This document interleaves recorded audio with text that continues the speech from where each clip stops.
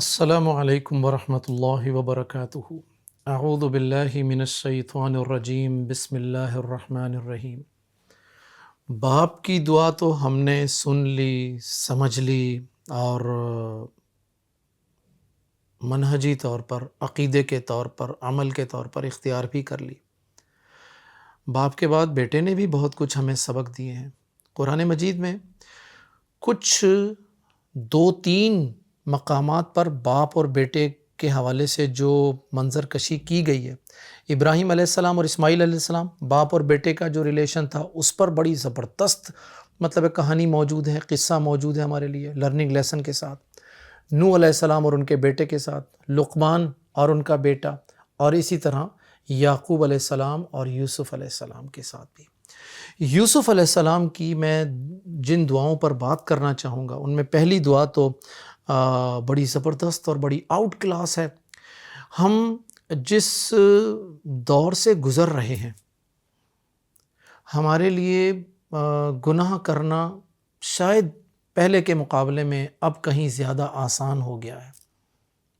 بالخصوص ہمارے میڈیا نے، سوشل میڈیا نے، پہلے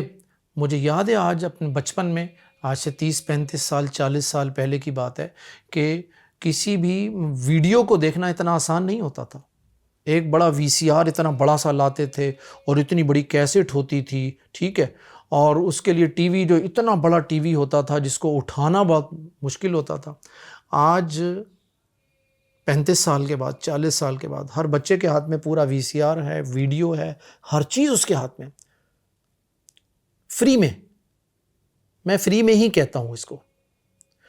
تو اس کیفیت میں نہ انسان کی نگاہ محفوظ ہے، نہ کان محفوظ ہیں، نہ دل محفوظ ہے، نہ ہماری شرمگاہ محفوظ ہے۔ تو یوسف علیہ السلام جو وہاں پہنچتے ہیں مصر، تو وہ جو جس عزیز مصر کے گھر پر تھے، اس کی بیوی نے یوسف علیہ السلام کو گناہ کی دعوت دی۔ میں یہ پس منظر اس لیے بیان کر رہا ہوں کہ میرے اور آپ کے سامنے کبھی ایسی کوئی دعوت گناہ بے لذت یا دعوت گناہ جب ہمارے سامنے آئے، تو ہم ان خوبصورت وجودوں میں سے ایک خوبصورت وجود یعنی یوسف علیہ السلام کی یہ دعا ضرور یاد کریں۔ یہ جو سورہ یوسف آیت نمبر 23 میں ہے، کہتے ہیں معاذ اللہ، جیسے ان کو وہ دعوت گناہ ملی تو سب سے پہلے انہوں نے کیا کیا ہے؟ سب سے پہلے ان کے ایمانی رد عمل کیا تھا ان کا، کہ انہوں نے کہا سب سے پہلے مجھے اللہ کی پناہ میں آنا ہے۔ کوئی دنیاوی سبب وسیلہ نہیں اختیار کیا، نہ اپنے تقوی کی بات کی، نہ یہ کہا کہ میں نبی ہوں، نہ یہ کہا کہ میرا باپ نبی، میرا دادا نبی، میرا پردادا نبی، نہ اپنی نیکی کے ڈھنڈورے پیٹے، نہ اپنے وجود، نہ اپنے آباء و اجداد کے تقوی اور مقام اور مرتبہ کی باتیں کی۔ پہلی فرصت میں جو کام کیا وہ کیا کیا؟ معاذ اللہ، اللہ تیری پناہ میں آنا چاہتا ہوں۔ نبی کریم صلی اللہ علیہ وسلم نے بھی ہمیں یہی ایک دعا جو دی ہے، اللہم انی اعوذ بک من شر سمعی ومن شر بصری ومن شر لسانی ومن شر قلبی، اور اس دعا کا آخری حصہ ہے ومن شر منی، اللہ میں تیری پناہ میں آنا چاہتا ہوں، اپنے زبان، کان، آنکھ اور دل کے ساتھ ساتھ اللہ میں اپنی شرمگاہ کے شر سے بھی تیری حفاظت چاہتا ہوں۔ بھئی مسلمان کے پاس ایک کردار ہی تو ہے، ٹھیک ہے، بشری تقاضوں کے تحت غلطی ہو گئی، گناہ ہو گیا، لیکن اللہ اتنا غفور ہے، اتنا رحیم ہے کہ بڑے سے بڑا گناہ ہو جائے تو وہ اللہ تعالیٰ معاف کر دیتا ہے۔ اور معاف کرنے کا طریقہ دیکھیں ذرا، سب سے پہلا کام کریں کہ قال معاذ اللہ۔ میں آپ کو بتاؤں، جب آپ کی آنکھ کے سامنے، آپ کے کان میں یا کوئی ایسا مرحلہ ہے تو سب سے پہلے آپ اللہ تعالیٰ کو مدد کے لیے پکاریں، جیسا کہ یوسف علیہ السلام نے اس حوالے سے اللہ تعالیٰ کو آواز دی تھی۔ پھر کہا انہ ربی احسن مثوائی، کہا کہ بھائی جس نے مجھے عزت دی، جس نے مجھ پر احسان کیا، ٹھیک ہے، مجھے پناہ دی، میں اس کے اعتماد کو کیسے توڑ سکتا ہوں؟ اس میں دونوں مطلب مراد ہو سکتے ہیں۔ عزیز مصر جس نے اپنے گھر میں پناہ دی تھی اس کی طرف بھی، اور یہ گفتگو اللہ کی نسبت سے بھی کی جا سکتی ہے کہ جی کہاں کنویں میں پڑے ہوئے تھے، اندھیرے کنویں میں تھے، زندگی کا کوئی بچنے کا امکان ہی نہیں تھا، کہاں گہرے کنویں میں تھے اور کہاں اٹھا کر عزیز مصر کے محل میں اتنے شاہانہ زندگی تک پہنچ گئے۔ تو یوسف علیہ السلام نے یہ جو کلمات کہے، اس سے معلوم ہوتا ہے کہ انسان کے اوپر بلکہ مسلمان کے اوپر سب سے بڑی جو چیز ہے وہ اللہ تعالیٰ کے احسان کو پہچاننا اور احسان کے جواب میں احسان کرنا۔ وَأَحْسِن كَمَا أَحْسَنَ اللَّهُ إِلَيْكَ، احسان کرو جیسا کہ اللہ نے تم پر احسان کیا۔ یوسف علیہ السلام نے یہی کچھ کیا، إِنَّهُ رَبِّي، بے شک وہ میرا رب ہے، أَحْسَنَ مَثْوَايَ، کہ بھائی اس نے مجھے عزت دی، مقام دیا، مرتبہ دیا، موت کے منہ سے نکال کر زندگی، عزت، مقام، مرتبے والی زندگی دی، میں کیسے احسان فراموشی کر سکتا ہوں؟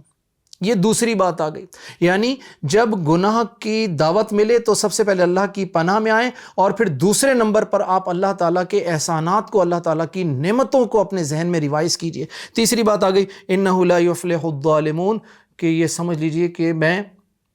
اس بات کا یقین کر لوں کہ بھئی ظلم کرنے والا کبھی بھی کامیاب نہیں ہو سکتا۔ میں آپ کو ایک بات بتاؤں، ایک چیز کو سمجھ لیجئے، انسان جب کسی رشتے کا حق ادا نہیں کرتا تو گویا کہ ظلم کر رہا ہوتا ہے، وہ ناکام ہوتا ہے۔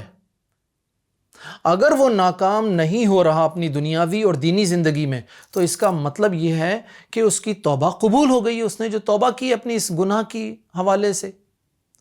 تو ہمیں یہ سمجھنا چاہیے، گو ایک الگ بات ہے ہماری دنیا کا روٹین یہ کہ اللہ معاف کر دیتا ہے لیکن بندے معاف نہیں کرتے، بندے نہیں چھوڑتے۔ تو بھائی یہ تو ہماری دنیا کا چال چلن ہے، اس لیے اس حوالے سے یوسف علیہ السلام کا طرز عمل اختیار کیجئے کہ یہ جو کردار اللہ تعالیٰ نے ہمیں دیا ہوا ہے، اس کردار کی خوبصورتی کے لیے، اس کردار کو بے داغ رکھنے کے لیے، میں آپ کو ایک چھوٹی سی مثال اور بھی دوں اور میں آپ کو بتاؤں کہ یہ سارے ایکسکیوزز بیکار ہیں سارے، ٹھیک ہے؟ کوئی یہ کہے جی کہ میرے پاس موبائل ہے میں کیا کروں جی، دیکھے بغیر گزارا نہیں ہے، تو بھائی مجھے یہ بتائیے کہ اللہ کے نبی صلی اللہ علیہ وسلم بے داغ سچے اور سچے کردار کے مالک تھے جب ان کو منصب نبوت پر فائز نہیں کیا گیا تھا۔ 40 سال نبوت سے پہلے ان کے کردار پر ایک انگلی بھی نہیں اٹھتی۔ صرف اللہ کے نبی ہی کیوں، چلیں جی کہہ سکتے ہیں جی یہ تو جی اللہ کے نبی تھے، امام الانبیاء، خاتم النبیین تھے، سیدنا ابو بکر صدیق، سیدنا عثمان غنی، سیدنا عثمان بن مظعون، میں آپ کو 8-10 صحابہ کے نام لے سکتا ہوں جنہوں نے زمانہ جاہلیت میں اسلام سے پہلے کبھی شراب نہیں پی، کبھی زنا نہیں کیا، کبھی دھوکہ نہیں دیا، کبھی جھوٹ نہیں بولا، کبھی کوئی گناہ نہیں کیا۔ تو معلوم یہ ہوا کہ یوسف علیہ السلام کی اس دعا میں ہمارے لیے بہت کچھ موجود ہے، اور میں سمجھتا ہوں کہ میرے نوجوان ساتھیوں کو، نوجوان ساتھی، میں بلکہ یہ کہوں کہ میں اپنے بیٹوں کو، اپنے بھائیوں کو، اپنی بیٹیوں کو، اپنی بہنوں کو، بلکہ میں سب کو یہ پیغام دینا چاہتا ہوں، یہ والی دعا اپنے معمولات میں لے آئیے، معاذ اللہ، اور جو نبی کریم صلی اللہ علیہ وسلم کی جو دعا میں نے پڑھی ہے اس کو اپنے معمولات میں لے آئیے تاکہ ہم اس بڑے گناہ سے بچ سکیں۔ یہ کبائر میں شمار ہوتا ہے، شرک، قتل اور زنا، یہ 3 کبائر میں شمار ہونے والے ہیں۔